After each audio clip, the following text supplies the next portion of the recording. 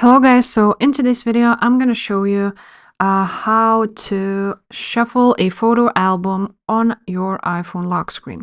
So first of all, what you want to do is unlock your phone with your Face ID, like I did right now, and then tap and hold on your wallpaper.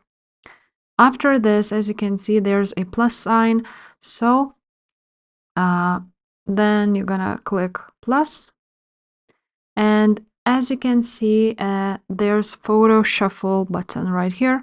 So you click on that. After this, you want to choose what you want to shuffle. So you can either choose the suggestions, or you can select photos manually, as you can see here. Also, you can choose the shuffle frequency.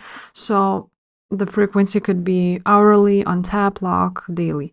So after this, you're just gonna use featured photos, and then you can also select styles, as you can see right here. You can also change the colors, you can change the font, and so on. So you then click add, and that's it. So if this video was helpful, please leave a like, subscribe to this channel, and I will see you next time. Bye.